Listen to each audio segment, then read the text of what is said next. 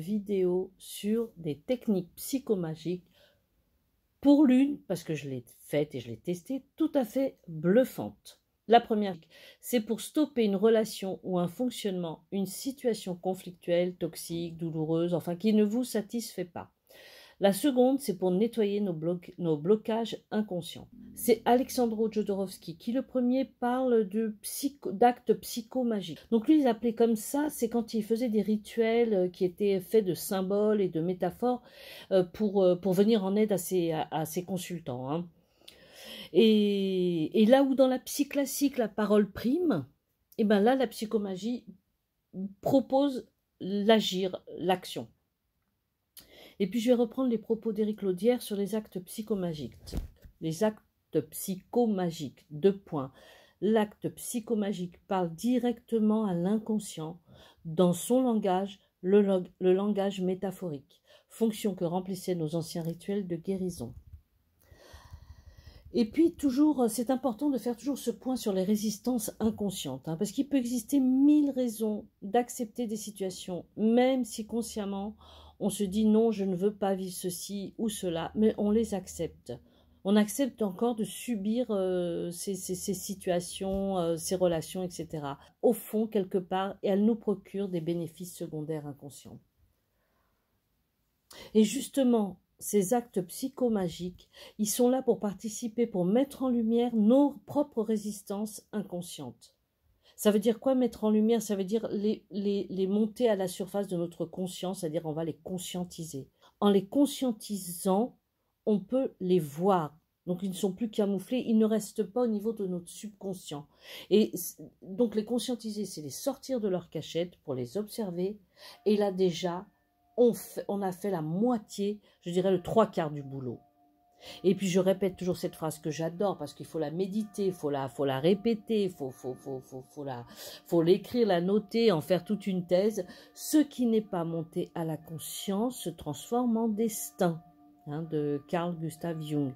Si vous avez bien pigé vraiment cette phrase, ce qu'elle veut dire dans toute son essence, dans toute sa profondeur, vous avez tout compris. Ce qui n'est pas monté à la conscience se transforme en destin. Eh bien, c'est parti, mon kiki.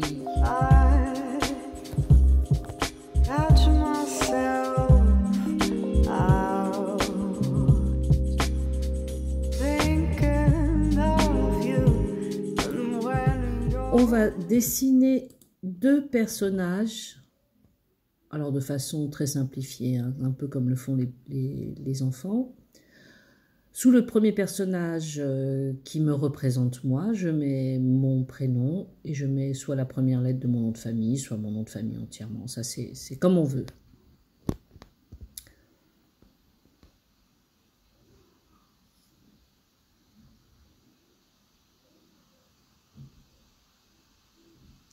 Je m'entoure d'un cercle. Alors, on va l'appeler cercle de lumière parce que vous allez voir, on va y ajouter des petits rayons. Ça, ce sont les rayons de mon cercle de lumière. Toujours être dans la lumière, hein, très important.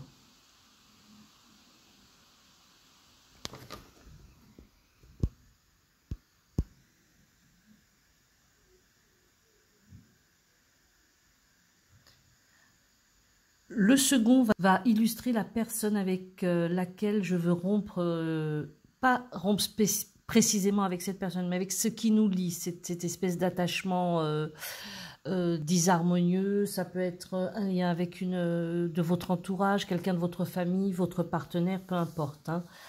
Donc voilà, je le dessine, pareil, je mets son prénom et la première lettre de son nom de famille. Je l'entoure d'un cercle et j'y rajoute les rayons parce que lui aussi, je le mets dans un cercle de lumière, hein, très important. Voilà, maintenant on va nous faire un cercle sur les 2 personnages, hein, dont moi et l'autre personne. Idem, je les entoure tous les 2. J'y mets toujours mes petits rayons pour bien montrer que la personne et moi sommes dans un cercle, toujours un cercle de lumière. Cet exercice vise vise à ce qu'il sorte psychiquement de son environnement. C'est vraiment pour rompre un lien, une situation avec la personne. On ne veut pas de mal à la personne, on ne lui souhaite pas de mal. Hein. C'est très important. Maintenant, on va dessiner les chakras. Donc, je dessine mon chakra, le chakra sacré, le chakra racine, pardon, le chakra sacré, les deux chakras sacrés, c'est entre le nombril et le pubis.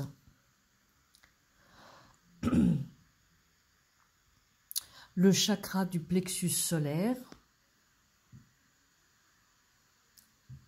chakra de la chakra du cœur, pardon, chakra de la gorge, le chakra du troisième œil, entre les deux yeux, et le chakra coronal. Et puis, on va venir tirer, alors on compte bien, hein, il faut qu'il y en ait 7. Et là, on va venir tirer ces liens d'attachement. Hein, parce que ces liens d'attachement sont conscients ou inconscients. Et le plus souvent inconscients. C'est très important. Donc, on va faire partir à chacun de mes centres d'énergie, du petit bonhomme, enfin de mon petit bonhomme et de l'autre personne. Voilà, on vient tirer tous les liens. 7, hein, 7 chakras, voilà. Et là, je finis avec le chakra coronal. Et là, c'est important, je ne me sépare pas de la personne, qui peut être votre partenaire, par exemple, mais de ce lien d'attachement. Et l'attachement n'est pas de l'amour ou de l'amitié, ça n'a rien d'harmonieux, l'attachement. L'attachement provient le plus souvent de l'émotion racine qui est la peur. On peut même parfois parler de dépendance, qu'elle soit affective, émotionnelle. Elle peut être aussi matérielle, par exemple. Mais je vais prendre l'exemple du couple qui ne s'aime plus. Mais ils sont attachés l'un à l'autre. Ils s'ennuient, ils s'engueulent, ils sont pleins de ressentiments l'un vers l'autre, mais ils restent parce qu'ils sont attachés. Et pourquoi ils sont attachés? Bon, il y a diverses raisons, bien sûr, diverses névroses, tout ce que vous voulez, mais parce qu'ils préfèrent quand même rester dans cette situation qu'ils connaissent, qui est tout sauf épanouissante et heureuse, plutôt que de s'aventurer dans quelque chose qu'ils ne connaissent pas, sortir de sa sacro-sainte zone de confort. Et encore une fois, c'est la peur qui a la racine qui est à l'origine. Mais évidemment, ce lien d'attachement peut se créer sous des formes les plus insoupçonnées.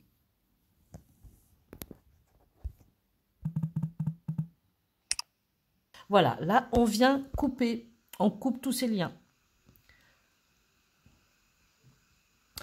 Ensuite, votre papier, vous en faites ce que vous voulez. Hein. Le boulot a été fait, un point, c'est tout. Votre subconscient, lui, il a enregistré. Vous pouvez le brûler, le couper en 1000 morceaux, le mettre dans la poubelle. On s'en fout. On peut faire cet exercice avec quelqu'un qui est parti, quelqu'un qui est décédé, et pour lequel il reste chez vous de la tristesse, une émotion douloureuse, quelque chose comme de la colère vis-à-vis de cette personne parce que vous n'avez pas pu dire ce que vous aviez sur le cœur à cette personne. Ça peut être votre père, votre mère, peu importe. C'est idem, hein. On peut le faire avec une personne décédée. Maintenant, je vais faire le même exercice, mais cette fois, il ne s'agit pas d'une personne, mais d'un fonctionnement, d'une habitude dont on voudrait se débarrasser. On va prendre l'exemple d'une mauvaise relation à l'argent. Je dis ça parce que ça me concerne. Ça me concernait. Je me dessine à gauche, comme toujours, mon prénom et mon nom de famille, soit la première lettre de mon nom de famille uniquement, peu importe. Et je ne vais pas dessiner un petit bonhomme à côté, mais un rectangle où je vais venir écrire à l'intérieur la raison, à savoir ma frustration de ne pas savoir gérer mon argent, par exemple. Je vais l'écrire. J'ai une mauvaise gestion de l'argent parce que j'ai une relation anxieuse à l'argent, soit je dépense sans compter tout en étant inquiète d'en manquer, et pareil, j'entoure cette situation d'un cercle et de rayons de lumière. Là, je dis à mon subconscient, je ne suis pas enfermée dans cet état de fait, anxiété et ambivalence vis-à-vis de l'argent. Et là, je fais un cercle de lumière autour de moi et de ma situation et mes petits rayons, comme pour l'autre exercice précédent. Pareil, mes centres d'énergie, racines, sacré, plexus solaire, cœur, gorge, troisième œil et couronne. Le coronal, en fait. 7 chakras, attention, hein, recomptez s'il le faut, il peut arriver qu'on en zappe un en route. Vous pouvez mettre une couleur attribuée à chaque chakra, mais il n'y a pas d'obligation. Et là, c'est à vous de voir. dans cet exercice précisément, recommencez jusqu'à ce que vous voyez une amélioration. Vous verrez dans le rectangle, d'autres sentiments vont remonter à la surface. Écrivez-les. Par exemple, avec l'argent, j'ai tendance à être dans le vaille-que-vaille, politique de la terre brûlée, je claque, je dépense. Dans quelle émotion je suis quand je suis dans cet état d'esprit-là? Et quand je panique d'en manquer, quelle est aussi l'émotion première dans cette situation? Voilà, tout ça, c'est des choses qui vont monter. Alors, n'hésitez pas à renouveler jusqu'à ce que vous voyez quand même un début de quelque chose, d'une amélioration. Pour en venir au premier exercice, hein, la relation à l'autre, c'est idem, hein, jusqu'à ce que vous le voyez dans votre vie. Hein. Je vous dis ça pour avoir fait cet exercice. Il m'a fallu une fois et j'ai constaté une nette amélioration concernant cette relation. Je peux vous le dire, c'était totalement bluffant. Mais bon, il n'est pas exclu que je ne renouvelle pas l'opération jusqu'à que je sois totalement satisfaite. Hein, why not? Petite précision, un exemple. Hein, je vois que mon amie ne va pas bien, qu'elle est malheureuse avec son partenaire, et je veux l'aider. Mais je vais dégainer mes petits bonhommes allumettes, un bonhomme la représentant elle et un bonhomme représentant son partenaire. Eh bien non, je ne peux absolument pas faire cet exercice si je ne suis pas moi représentée. Je ne peux pas le faire pour deux personnes extérieures à moi. Je n'ai pas le droit de m'immiscer dans leur vie, même si c'est dans un but de bienveillance, ici pour venir au secours de mon ami. Rappelez-vous, l'enfer est pavé de bonnes intentions. Ce que j'ai la possibilité de faire en revanche, c'est je vais me représenter avec mon ami, pareil, le cercle, voilà, je coupe, et un autre où je me représente avec son partenaire. Ça, évidemment, je peux le faire. Eh bien, on va passer au deuxième acte psychomagique, la technique du verre d'eau. Je suis dans un truc, une situation bloquée. Hein. Je mets des choses en place, mais une espèce de fatalité. Enfin, je vis ça comme une fatalité. Ce blocage est là. Rien n'y fait. Ça peut concerner n'importe quel domaine de sa vie. Ça peut être avec son partenaire, une relation avec son enfant aussi. Ça, quelquefois, c'est des relations très conflictuelles qui ont du mal à se calmer. Ça peut être pour une négociation, n'importe quoi. Ou un truc même plus diffus, vous savez, un truc subtil. C'est pas le super gros truc qui entrave ma vie. Non, c'est quelque chose au quotidien. Je sens que dans ma vie, il y a un blocage. Je ne sais pas où est-ce qu'il se situe. J'arrive pas à définir, mais il y a quelque chose de l'ordre du blocage et pour lequel j'ai beaucoup de frustration et beaucoup de colère. Voilà, je sens que ça bloque. Alors, qu'est-ce que je fais? Eh ben, je dégaine ma technique du verre d'eau. 1, une feuille. 2, un stylo. 3, un verre d'eau rempli aux 3/4. Pourquoi un verre d'eau? Parce que la structure moléculaire de l'eau, d'après les découvertes de Masaru Emoto, allez farfouiller aussi sur internet, voir qui c'est, ce qu'il a fait, etc. Donc la structure moléculaire de l'eau se modifie selon les intentions, les mots, les pensées qui lui sont destinées. Donc on va inscrire sur la feuille ce dont on veut se libérer. Je prends l'exemple d'un blocage qui concerne ma relation avec mon fils ou avec ma fille. Donc je vais l'écrire, mais avec mes mots et mes expressions, celles que j'emploie habituellement à propos de ce souci. Et puis je l'entoure, j'entoure ma phrase. Ensuite je prends mon verre d'eau et je le pose au-dessus de ma phrase entourée d'un cercle. Attention, pas plus de 24 heures, mais quand même un peu de temps, le temps que la vibration, l'énergie de ces mots écrits se transmettent dans l'eau. Et là, je demande à l'univers que cette eau se charge de ces blocages et de toutes ces négativités. Et puis, je jette l'eau, je ne m'amuse pas à la boire, je jette l'eau. Attention, une seule et même situation peut souvent comporter différents blocages à des levels différents. Si vous constatez, si vous observez dans la vie que votre demande n'a pas abouti, c'est que le blocage y persiste. Alors ça peut être une peur, toujours c'est souvent la peur qui provient d'une croyance limitante, qui vous a été inculquée lors de votre enfance, et tatati et tatata. Voilà, il y a plusieurs niveaux de blocage. Personnellement, je n'ai pas encore fait cet exercice, contrairement au petit bonhomme allumette, au moment où je fais cette vidéo, mais je pense que je vais le faire très très prochainement pour un petit souci que je traverse actuellement. Et bien voilà les amis, cette vidéo est maintenant terminée. Je vous dis à très bientôt. Surtout n'oubliez pas, vous méritez, nous méritons meilleur. Arrivederci, bislema, ciao ciao. Salut les amis.